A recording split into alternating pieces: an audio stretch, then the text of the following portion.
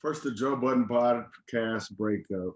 Now, every day I wake up, somebody got a problem with us. No one has a problem with us, but that's like, who got a problem with us? I don't know, someone. There's somebody somewhere at some point that's like in their room, like, in my humble opinion, niggas, I hate the niggas. If we broke up right now, I would hate to see what's going to happen to the 6 dedicated listeners that have to make a decision between the 2 of us. I would be like, you might want to go with Devon. I put my money on that horse. Nah, man, my shit would be boring. It'd be boring, but it'd be organized. You see, this is why we need each other. You're balanced, though. Like, I'm boring and organized, and you bring the more excitement. So I was like, yeah. That's why we're stuck. Like, you gonna go on a podcast by yourself? I was like, nah. You want to hear about the intricacies of the background of legal work in hip hop? I don't think you want to listen to that. I don't think you want to listen to that at all. People be like, you want to, how about, I mean, you funny, you should do this and that. I go, I'll do that in addition to. I think I'm going to stick, but it's a lot easier to deal with your brother in business because he's my brother. And I tell people all the time, there's a plan coming. Don't worry. There's a plan there. There are just don't talk about it. Yeah, there are exciting, ignorant podcasts coming from you, and there are boring, low-key podcasts coming from me. Like, trust me, I'm gonna lean way towards the boring side and informative, and you're gonna lean way toward man. There's gonna be some wild stuff happening. It's gonna be some wild shit. Yeah. What's great is that we're brothers and we're happy and we're singing and we're, I don't think people understand this enough. Hey, Black people can grow up in middle-class neighborhoods and be like good. That's my fucking blood brother, and where there's no problems. There's no, and it gets annoying. No, I want to say this because it gets annoying when I talk to people and they're like, well, I'm like, nigga, that's your family. All right. No, that's not ours. No. Because I'm tired of hearing all that fucking, I grew up here and I'm again, nigga, I'm the hood. I get that. But I'm sorry, we're represented. So put y'all, you know what I'm saying? That's not the way he feels. I'm not gonna lie. It was a cool rant and I liked it. You really put a little spice on it when you said Pasha. But it's me though. Somebody gonna have to look up Pasha, and they go, man, I was like, I can't Pasha? Really? Yeah. Okay. Yeah, because I like to end it like that. Because it's like I'm not hood and I don't have to fake it. Toodles. Speaking of not being good and not having to fake it, we have a gentleman that comes with us today. All right, he's a gentleman that knows exactly who he is. One of the most luxurious beards that I've ever seen of all time ever. All right, he's a person that can get into a room, doesn't need to say much, but all you people know exactly who he is. With the legend of DB Cooper coming to you, he's a producer, he's a father, he's a DJ, he's a composer, he's an all-around music lover and collaborator, and really just a nice guy. One of my favorite producers because it's not like I'm into that hip hop shit. That's just what it is. That real hip hop, like that's what I like. You know what I'm saying? Tony Dark music, people. Tony Dark. Hey yo, what's good, fellas? Yo, how's it going, fellas? How is it going? Hey, real quick though, I gotta say, it's the legend of DB Looper. Yeah, Looper. Why did I just do it, Cooper? It's all good. He changed Cooper to Looper. First off, I was gonna ask why DB Cooper stole his 747, allegedly escaped. Either that man died instantly jumping out of the plane, or he got away. We don't know. What I do know is the FBI was very concerned. 65 volumes of pure research and investigative.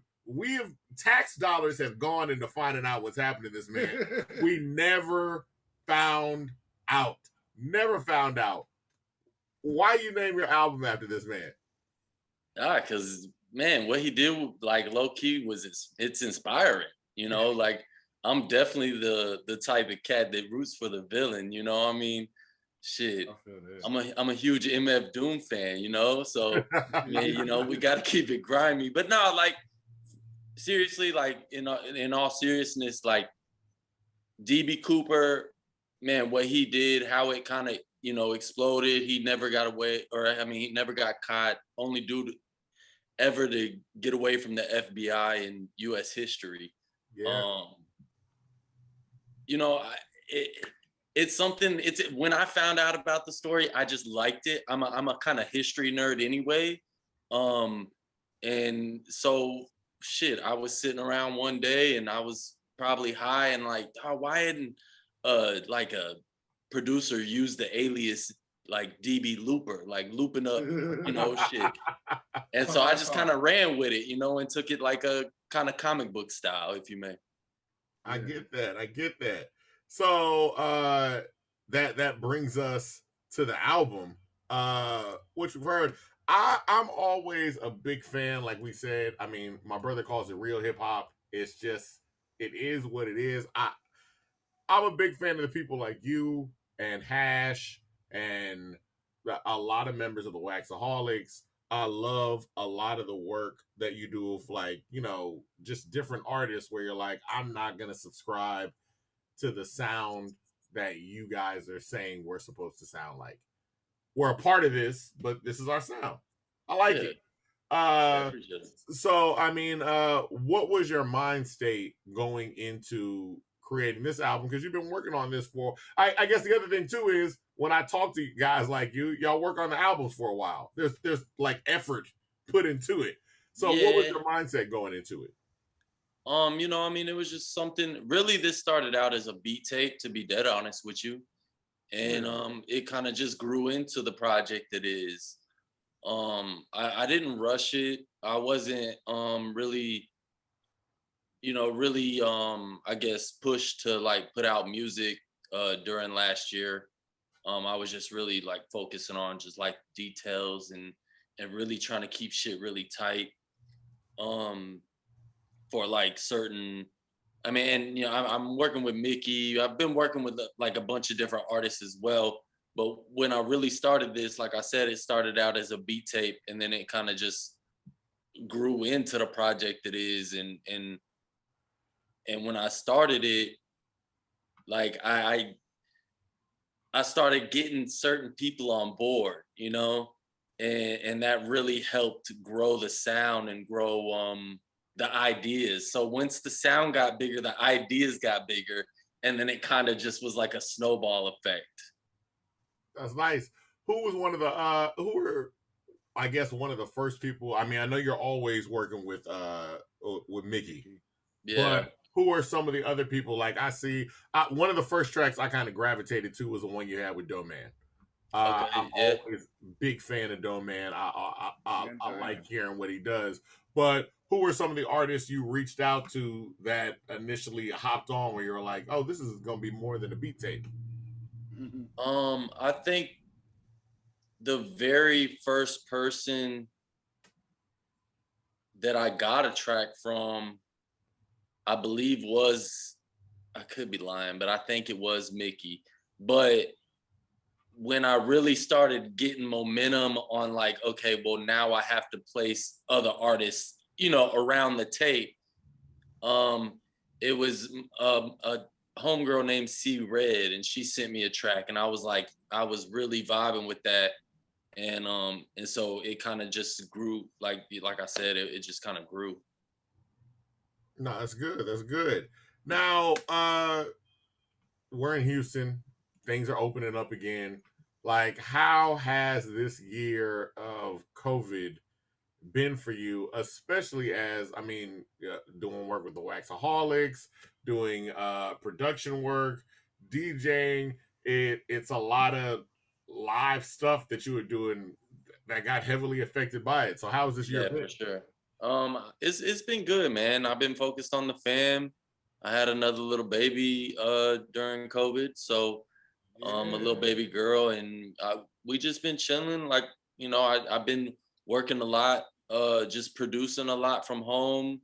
I recently, well, very recent, I linked up with a couple buddies at an Airbnb, and we were just working on music for like 3 days straight, which was amazing. And but nah, it's been positive, to be honest. I mean, you know, shit, not being out in the streets has really helped me, you know, focus on some other goals and really start pushing. What are some of those other goals? Like, what are the plans now that things are out? Like, I've seen a lot more posts coming from, I mean, for a while you just weren't posting anything. So now I'm seeing Yeah. posts. I'm seeing Yeah. things, the Waxaholic stuff. You're like, yo, we're outside. What are the plans for this upcoming year now that we're all out? Yeah, so I'm with this album. Honestly, this is gonna be probably, well, not probably. This is gonna be the biggest release I've ever done. It's gonna be on vinyl. I got a original cover, and then I got an alternative cover. I'm printing them both up. I got a vinyl head. I'm sure y'all have seen my guy. Like, he's a logo, but I did 30 toys of them, and we're doing like box sets. And yeah, I thought it was time to, you know, put some money behind the art and really invest in myself and give it a good push. That's not bad. That's not bad. How is? I mean, we talked about this before when you're on the first podcast because you had the Firstborn, and we were Yeah. like, how does the Firstborn affect the music making? Now you got two. So Yeah. how does Congratulations on that, yeah, too. congratulations, one. Congratulations, Yeah. but how does that affect your mindset when you're going into what you're creating? I mean, you know, I want to say something like really like, you know, like profound and shit, but you know, it really don't. You know, I mean, being honest. I'm just, you know, I create what I want to listen to, and you know, I mean, they inspire me to maybe make a couple more, you know, but as of the sound, you know, they're definitely co-producing shit, but not yet, you know. Okay. So you're gonna have them on the track the way, like, you know, Beyonce and Jay-Z be putting their kids on tracks, making sure they get production credit. Hell yeah. Money up. Now, what keeps you grounded in your sound? Kind of alluding to what I was saying earlier in terms of you maintaining a sound. I love to hear the projects, and it's good to hear producers that have this varied arrays of sounds that are coming out of Houston. So what keeps you kind of grounded? Are you one of those people that's like, I don't listen to everybody's stuff so I can keep my own, or you listen to everything but you're still focused on your own stuff? Yeah, I mean, I can't say I listen to everything, you know, but you know, I mean, shit. My wife loves certain type of music or hip hop that I may not really like. You see what I mean? So I mean, so with that being said, I'm put in situations where sometimes I have to deal with it. So, but nah, you know, I have appreciation for everything.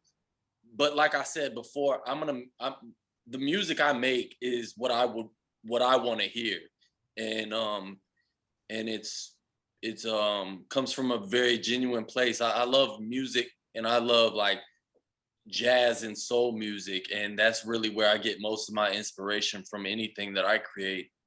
But outside of that, you know, shit.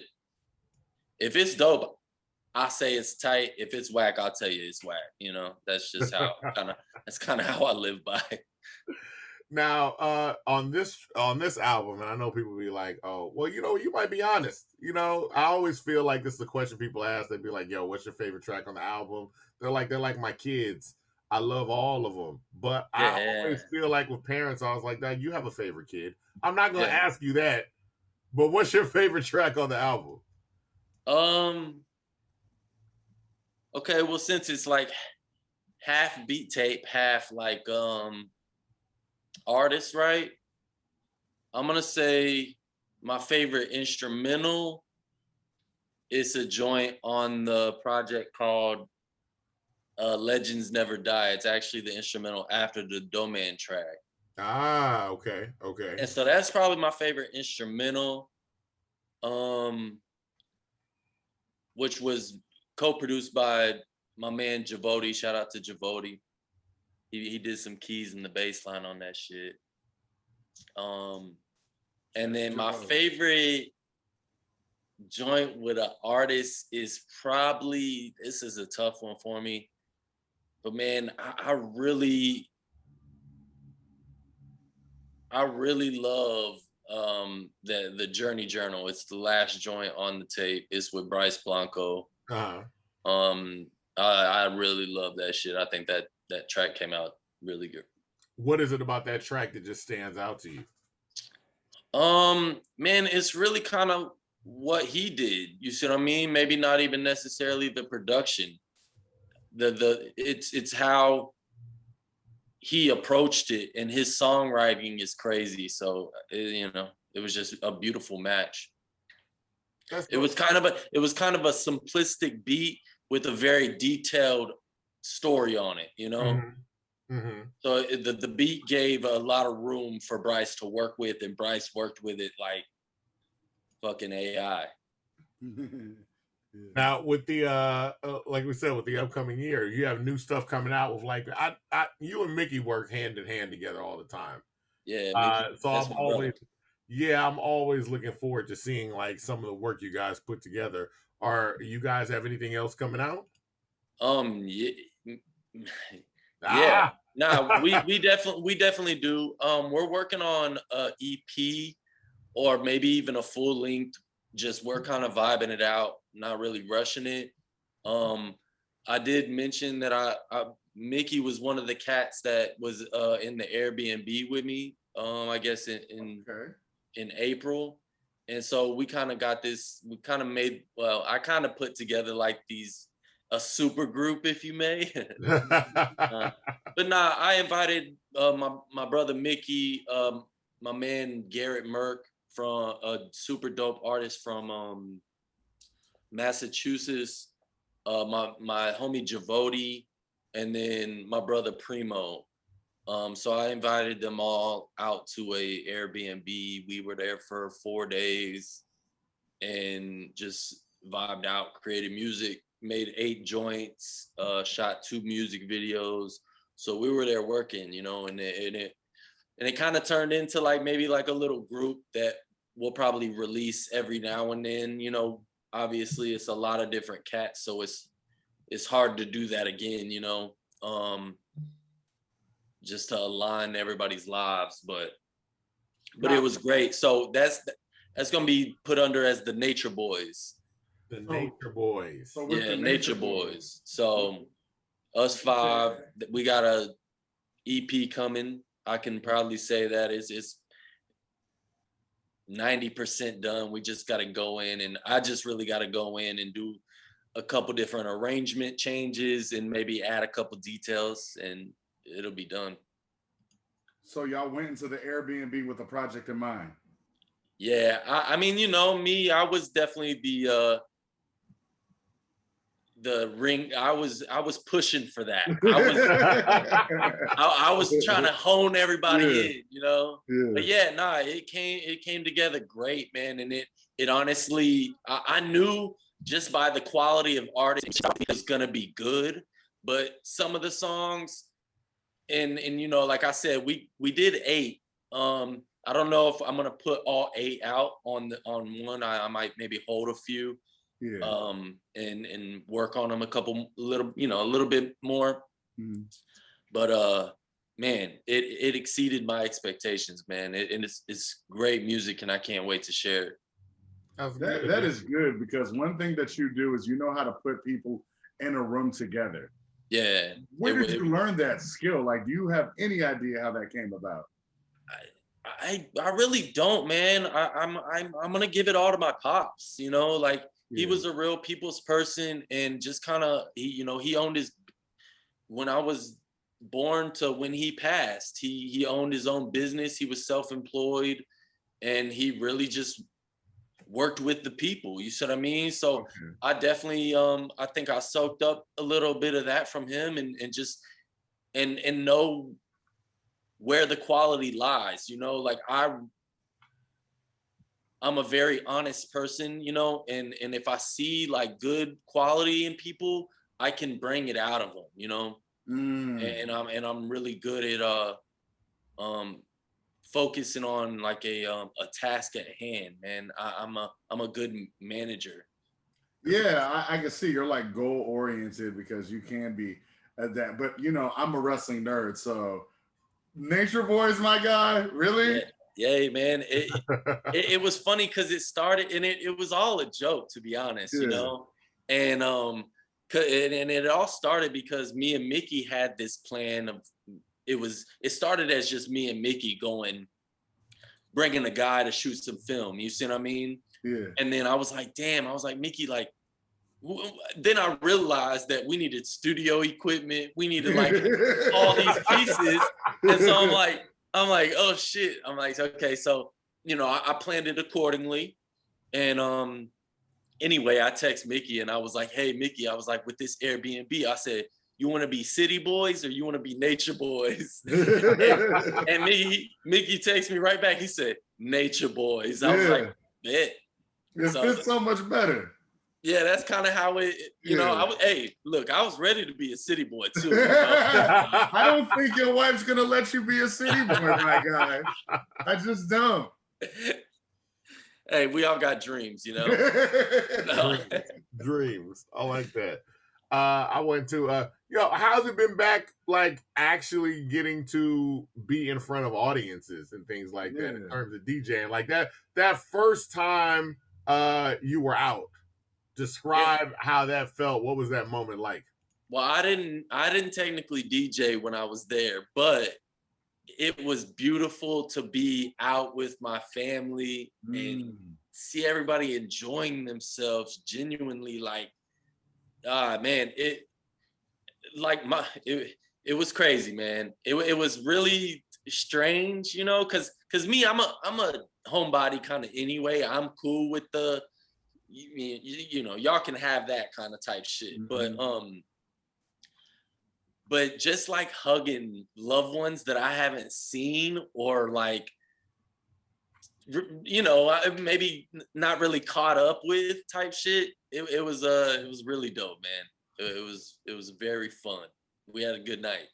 Nah, because I feel like the description you give, the same thing with Todd, same thing with myself. You know, it's like you'll be talking to people and it's like, how'd the pandemic go this year? And they're like describing what it's like to be alone and how difficult it was. And I'm like, it's been great. but wait, Divine, fantastic. You got to keep in mind that there's one other person that's around us, which is either you or I, and then we did have Grand Theft Auto. I'm telling you right now. I'm gonna tell, but that's the thing. I could have done this. I could have done this standing on my head, like easy. Like I'm literally like, yo, if they came out and was like, yo, because I hear people now, it's like, yo, I'm ready to get out. I've been waiting. If they came on right now with an emergency alert and was like, hey, we got to do it for another year, I was like, dog, I already got toilet paper, dog. I'm ready. I'm like, oh, and we got that. Don't we have that the Kareem Day toilet paper? We got the Herd Bison toilet paper. Herd Bison toilet paper. I'm like, oh, dog, I'm ready, dog. They're like, look at y'all stupid asses buying up all the gas. Y'all can't even go nowhere. Man, I don't like the gas thing is hilarious. Not just because the way they bought it out, the containers they were putting in, the people that were putting gas in plastic bags. I was like, dog, what's the end game? Like, what was your plan on getting this into the car? Yeah. How you think gas work? Like, I'm like, burns through plastic. They better thank God that somebody didn't fucking. A couple of people did. I'm saying like hit their trunk and shit blow up. No, somebody's. They had what was it? Like a Hummer. A Hummer burnt down. Like, I think it was in Atlanta or something like that.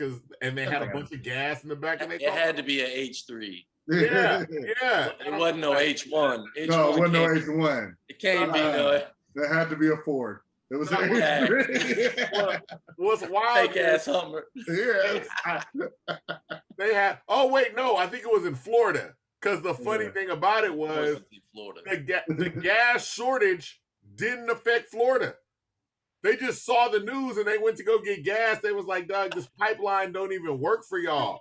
Y'all have y'all's gas from a tanker in the ocean. Y'all are good." They still went and tried to do it. So they like straight lined in. I saw, and that's why I don't believe any of the like end of the world movies. I don't believe them because the government is way. I saw a movie yesterday with the dude from what is it? Are you Gladiator? Who's old boy from Gladiator? Russell Crowe. Russell Crowe. Yeah. This is where meteors are about to hit the Earth. And they send out like Amber Alerts to particular people to get on planes to go. And I'm like, Doug, we're not that organized. Like I'm telling you right now, this will not go down well at all. Hey, we're not, but they are. Thank you. I think we are. I'll tell you that. This is why. They know what time it is. They know what time it is. I didn't believe it.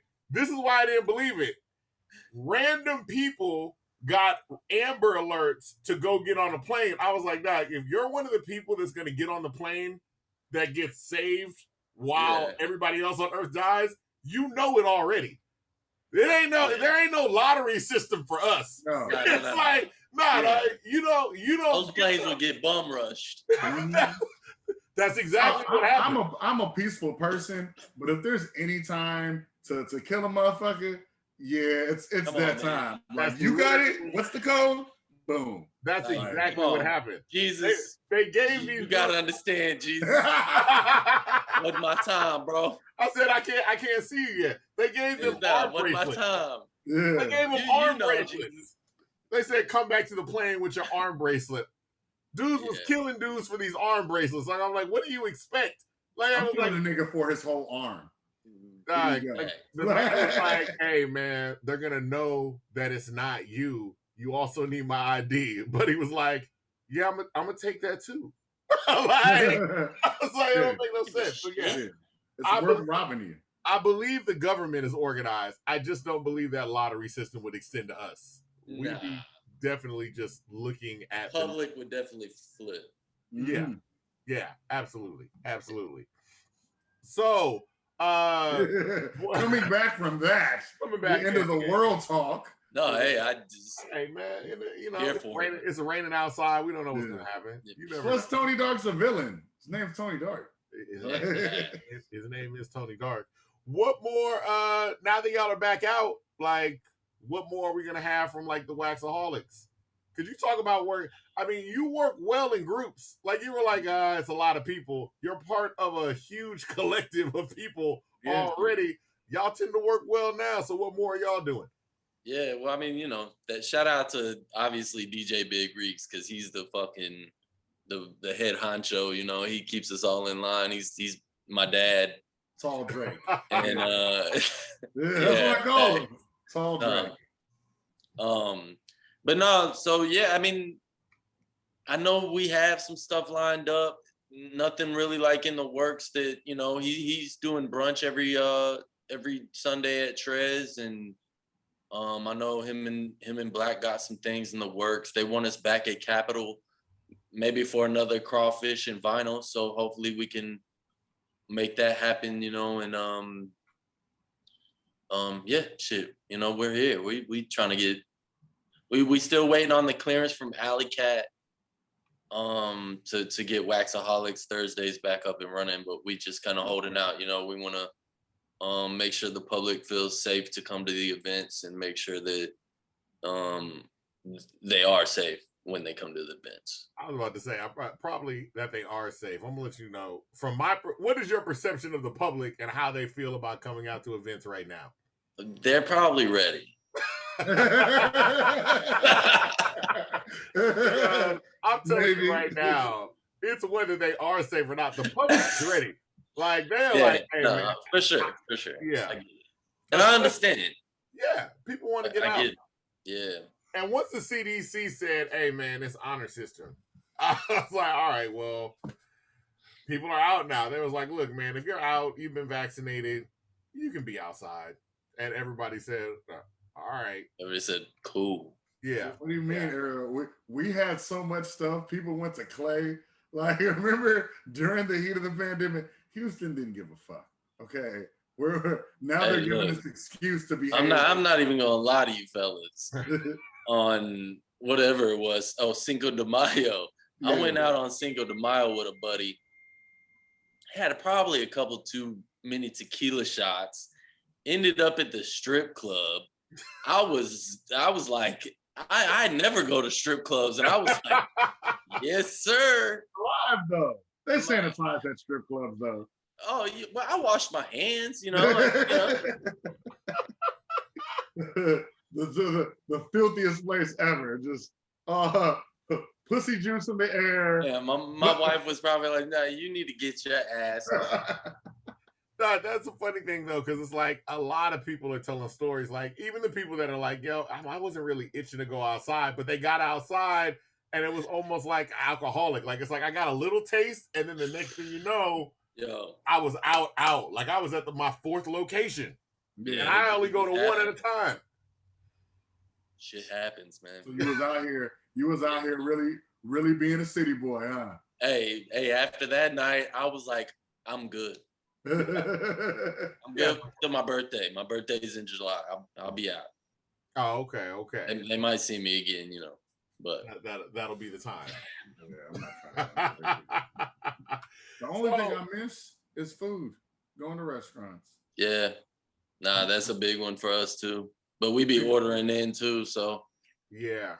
It's not the same though, because when you get it, somebody drove and it took them. They had to wait. No, I totally agree with that. Yeah, I miss it. Also, I don't be trusting the drivers all the time. Sometimes I get my food and I'm like, dog, I know you ate some. Like I'm not mad at that either. It's just the nature. You're like, you bastard. Like I know you did it. That was like because I always expect them to text me. I don't even want you opening my shit and looking. Like, dog, don't even open my shit. Don't look at my shit. Because the safest place to order from, which is wild, is like McDonald's. McDonald's should be locked up. Why do I know this? I ordered to a school a couple of times. It's like McDonald's, they seal everything, then they put it in the bag, then they put sticker on the bag, they tape it, they put a sticker over your drink. It's like it's liquor in that hell. Yeah, like everything is done. That is the good thing that I order from it, like here. Like, that is a good thing that came though. I agree with that. The pandemic, the good thing that came, you could order liquor. Yeah, bro. I hope. Yeah, I've been trying to get my hands on that for years. I was like, why can't we do it? And I talked to my family. They're all lawyers. They're like, well, I'm like, nigga, somebody gonna figure it out. How do we get that done? Yeah. Look what happened. They let the laws be. I was like, no, you explained it perfectly, Devon, though. He was like, man, the laws. I thought that we might. I felt like we got close. Maybe if they pushed another year. I thought they was gonna legalize weed here for a second. Like I was like, dog, if they get that off, I said that Texas is gonna be wild. I'm like, it's gonna be unrestricted carry. Liquor, the real land of the free. Weed. Oh my god. Texas, I said, dog, you're getting close, man. People gonna start moving here for real. They already moving here now, but man, like they're gonna really be moving here if they get that. I thought we would get weed off. It hasn't happened, but not yet. They signed the bill though. I mean, I know that it's still got a lot more to do, but it's going in the right direction because now at this point, I mean, we're starting to get surrounded by states that have legalized weed. Like I'm here for it, man. Like here for that. Yeah, because I'm like, it just don't make no sense for it to be illegal. I haven't. Well, I went to San Francisco like a couple weeks ago, and my buddy like lives out there. We went to a dispensary, and I was like, "It's the first real actual transaction dispensary." I mean, I've been to LA, but I never really it would always be like delivery services and my homeboys would do it. This is like me going in it. I was a kid in the candy store. My homie was like, bro, what do you want? I was like, I don't know. Let me look around. Yeah. Like, bro, let me soak it all in. Let me look at the menu before I decide. I'm not getting chicken tenders. I was like, damn. Nah, but it's wild.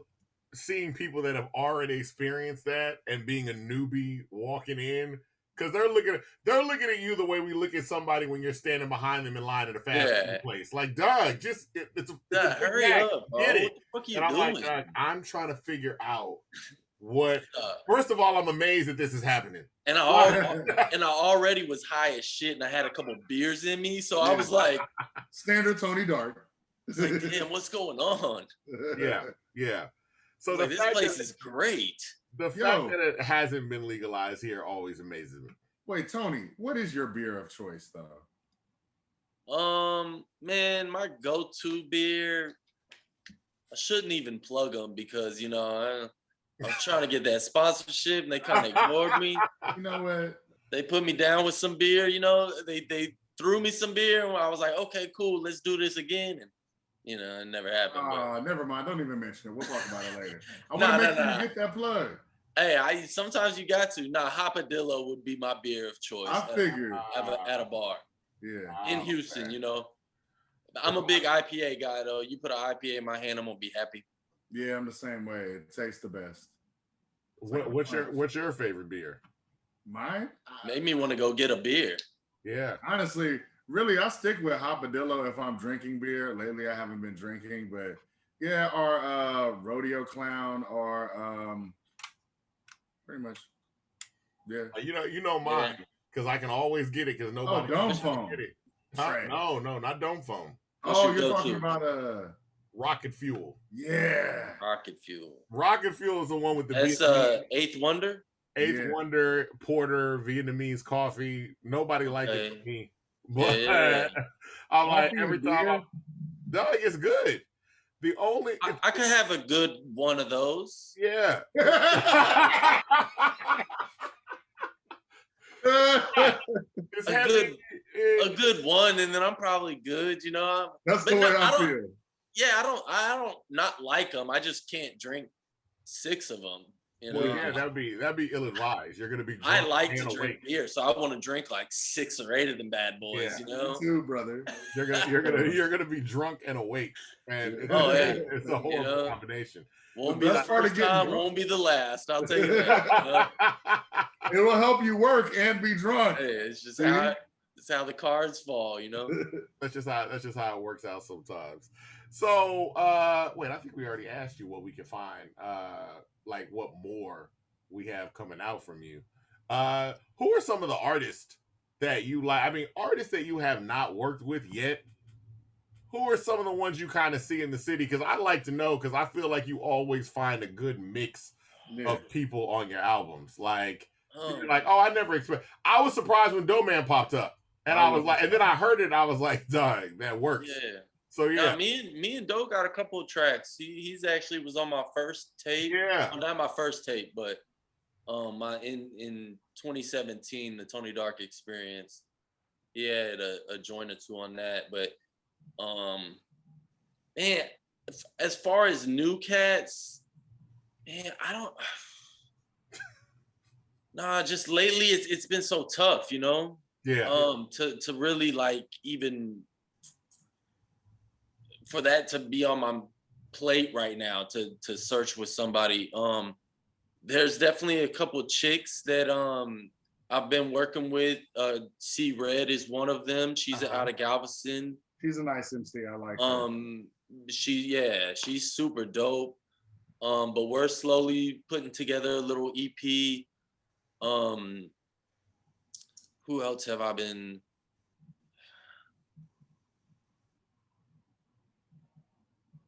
I know I'm missing somebody, and it's fucking me, but yeah, I wasn't ready for that one. It's all right. It's all right. Well, I mean, here's the other thing too. Given you're a DJ, you're versed in the skill. You're always slightly. You keep your ear to the street somewhat in terms of listening to music, but also y'all are dedicated to vinyl. Like I really like that balance, because I mean, when you say DJ in Houston, sometimes people get mad like, oh, y'all ain't playing none of the new stuff, and it's like, no, they play they play good music. So how do you balance that out in terms of like, I'm this DJ? Because y'all are not known for necessarily breaking artists all the time, but y'all do break artists. Y'all play a lot of different stuff. Yeah, I mean, for the most part, we leave most of the DJing to Reeks and Demo, to be 100% honest. I do like shit rarely, and when I do DJ, it's mostly like beat sets, you know, of my own music or remixes and shit like that. But no, I mean, I definitely have a vinyl collection. I definitely, you know, do a couple sets every now and then. But I just play what I want to hear when I DJ, and you know, that's either a that can either make it or break it type of situation. But you know, I mean, I think our following knows what they expect, you know. They kind of know what they're gonna get when they come out to a Waxaholics event. Yeah. They know the type of records they're gonna hear. So we just have a great following, man. And shout out to everybody that ever came to a Waxaholics party and supported, man. I mean, we really appreciate it. Absolutely. So let people know like where they can find you if they're looking for anything Tony Dark. Instagram at Tony Dark Music, Twitter at Tony Dark Music. No, yeah, you know, we got 2 Twitters now. DB Looper 2021. Yep, facts. Yeah. Didn't you get locked out of Tony Dark Music? Yeah, but so it's kind of a weird situation. Yeah.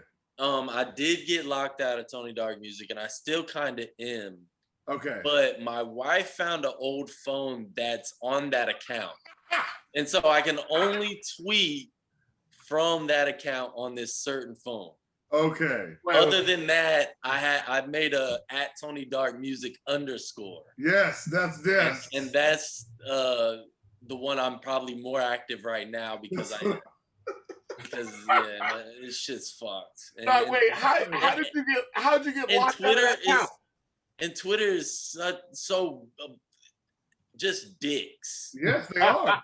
They just don't want to help nobody. Yeah. You can't get in touch with them when you need them. You're like, I can't do the 2 point. They're bastards. Yeah. No, so I got locked out of the account because this is like that Twitter was made in like 2012. So it was like an old email account and it never got updated type shit. And then one day my phone was like, hey, you need to re-sign into Twitter. And I'm like, what the fuck? So it just kicked me out. Yeah. I think that's what happened to me in Facebook. I'm not just Facebook. You feel me? And that's the thing. Twitter hurt my heart a little bit. I was salty for a week. I didn't make a Twitter. I was like, man, fuck that shit. Yeah. And Twitter's the best one. So I can understand.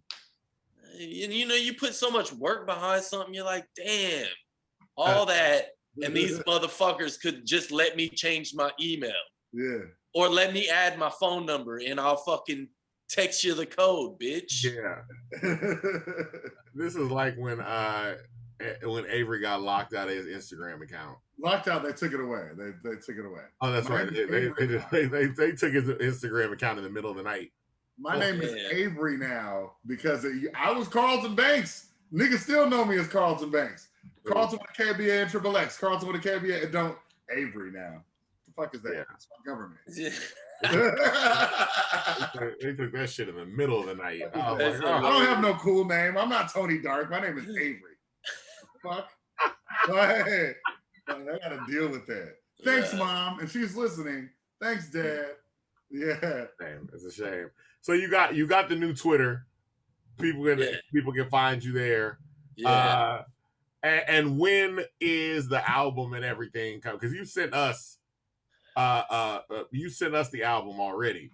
But when is it officially like everything's gonna come out? And how are they gonna be able to get these vinyls? Like, are you ready with the vinyls? Are the vinyls ready? Are they ordering? What I gotta ask this because we were talking to Dende and he was like, Doug, I was ready, and my vinyl company was like, but we're not.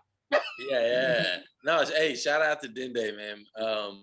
I met him actually Thursday. It was on Mommy I saw Mommy Carlos's podcast. Yeah. But hey, Dende's a cat that me and him need to work together.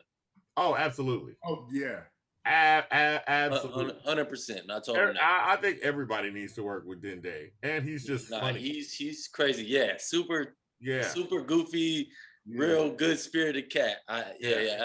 I enjoyed the conversations we had. It was a cool time. But my bad. I forget what even you asked me though. Doug, what did I ask you? Oh, vinyls. Vinyls, yes. So no, I'm actually in contact. I actually just paid for them. And everything is getting pressed up. I should hopefully be receiving some test presses in the mail, maybe 3 weeks to a month-ish. And if I, give them the thumbs up, then the vinyls will be here around late July. That's what we're shooting for. Okay. Late July or early August. Somewhere around there. That's what we're shooting for. I'm doing, like I said, I'm doing little vinyl head toys, vinyl head XDB Looper toys. They're gonna be limited edition, really super dope. I got a really dope artist molding them up and working on that shit. But yeah, man, we got a lot in store, and I'm really excited to really show everything we've been working on. I'm looking forward to it. I'll definitely be picking up a vinyl and a toy because that's right up my alley. That's right up the door. So yeah, that's perfect, right? Appreciate it, man. Look, no, we appreciate you, man. We appreciate you coming out and just taking the time on this rainy Sunday. Hey, to, sit and talk. Yeah, I'm chilling. So you gotta wait for the kids for an hour.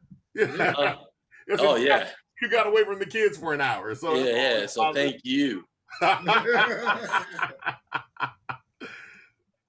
Well, once again, man, we just want to thank you. Also, you can find him on Bandcamp. Look up Tony Dark Music on Bandcamp. And me, just special shout out El Santo. Really like that. I really like that tape because. Oh yeah, that's another thing. Yeah, too. People buy stuff off of Bandcamp when you see artists they get more money that way.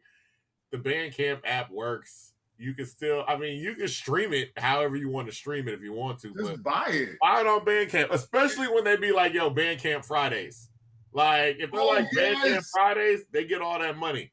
So, especially when it's like, I think I bought, was that Galette's, discography? When the artist is like, yo, I got my whole discography up and you can get it. Wait for Bandcamp Fridays and get it. You could buy his for $70 and $67, or you could buy, just buy it. You'll buy a shirt, you'll buy Jordans. Telling an artist that you like them is cool and that's great and they appreciate that. But support is money. Let's be honest. They're not gonna say that because they don't want to sound like dicks. I don't give a shit because I'm not selling them. One person said it. Where DeLorean was like, DeLorean did say it. DeLorean was like, hey man, when dudes are like, hey, you stream this, and he goes, hey, I really appreciate those 3 cents. Thank you. Yeah. But streaming the it's different. When you buy a vinyl, buy it. That's money for them. When you buy a shirt, that's money. When you buy their stuff off of Bandcamp, that's money. So please support the artist that way. Even the digital stuff though, I bought Drew's album off of Apple Music, and I was like, nigga, I ain't got Apple Music. Please, go. Hey, if you fuck with an artist, cop that shit, and then once you cop it, stream the hell out of that. Yeah, shit. Exactly. That's how you do it, man. That's how you do it. Give the artist that you really fuck with both love. Yeah. You gotta be biased towards your artist. It's always a thing that I say. I could go to Starbucks and I could get a coffee, but then I could go down the street to a local coffee shop. You know a coffee shop. I want to plug them right now. Devon, which coffee shop is it? 6 Day. Day 6. I want to call it Day 6 or 6 Day Coffee, but yeah. Yes, you can go right, or you can get it from there. You know these people. It feels better to grow with them. So it's always support your local artists. I talk to a lot of people. Oh, there's also your boys on Alameda. What is that, Caffeine Coffee? Yes. Yeah. You're a good one. See, That's right. that was years ago we went. But It's always a good thing to support them. And another way, people go, hey, well, how do I find out about the artist? You know where you can find them out? Right here on In My Humble Opinion. Once again, we want to thank you for coming out. I am Avery, like a very nice guy, also known as Avery Zadius, formerly known as Carlton Banks. And also, I didn't even do none of that stuff when we came in. Oh yeah, but you know, you can find me everywhere. My brother Jess Devon, also known as Dr. Dougley, he's been with us today. Hey. Hi. All right. You can find him as Dr. Douglas on Instagram. You can find him as Jess Devon on Twitter. You can find me as Avery Zadius on all socials. You can find the both of us at My Humble O. That's In My Humble Opinion, My Humble O. We're gonna get better on Twitter, you guys. But yeah, it's just been a really good day. Humbly yours, In My Humble Opinion. H-Town is too sweet. Peace.